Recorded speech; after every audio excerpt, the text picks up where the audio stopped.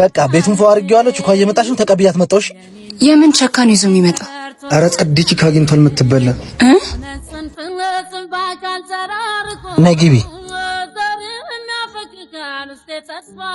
ይዙ ወይ አንዴ ላውራ። እሺ ግቢና ጠብቂኝ። እሺ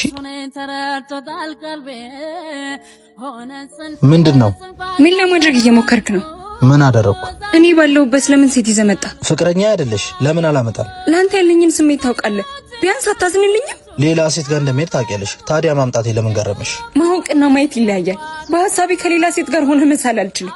ለምን ባይናይቼ እንድሰቃይ ትፈልጋለህ? አምነሽ ተቀበይ። እኛ ምንም አይደለንም። ከዚህ በኋላም እንደዚህ ነው የሚቀጥለው። ጓደኝነታችንም እንዲቀር ፈልገህ ነው? እሱ ያንቺ ምርጫ ነው። አሁን ሌላ ነገር አታስመስዩ። ነይ